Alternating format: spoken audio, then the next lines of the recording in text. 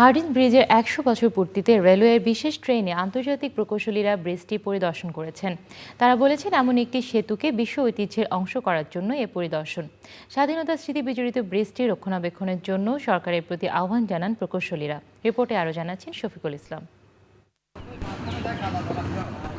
কলকাতার সাথে বাংলাদেশের যোগাযোগ সহজ করার জন্য পদ্মা নদীর উপর ১৯১৫তে নির্মাণ করা হয় এশিয়ার প্রথম রেল সেতু হার্ডিঞ্জ ব্রিজ।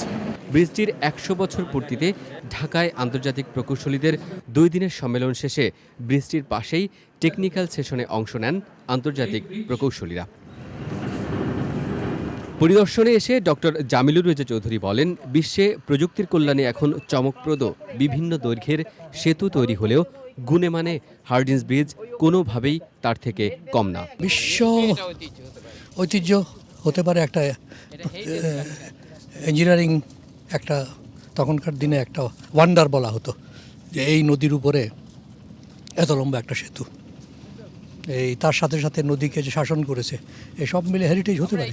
রেলওয়ের মহাপরিচালক বলেন, ব্রিজটিকে অন্তত আরও ১০০ বছর টিকিয়ে রাখতে কাজ করছেন তারা। এর লাইফ কিভাবে বেশি বাড়ানো যায় সেটা আমরা পরীক্ষা করে নিব, এটার আয়ুষ্কাল আরও বাড়ানোর চেষ্টা করব।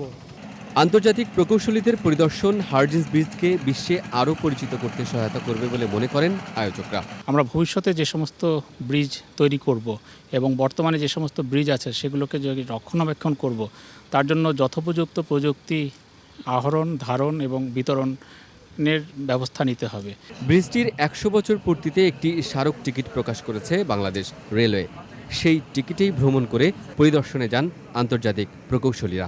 ১০০ বছর পার করা বাংলাদেশের বৃহত্তম নদী পদ্মার উপরে এই হার্ডিঞ্জ ব্রিজটি এখন ইতিহাসের অংশ এবং এটি এখন বিশ্ব ঐতিহ্য হতে পারে বলে মনে করছেন সেতু বিশেষজ্ঞরা। পাবনার হার্ডিঞ্জ ব্রিজ থেকে শফিকুল ইসলাম, চ্যানেল আই।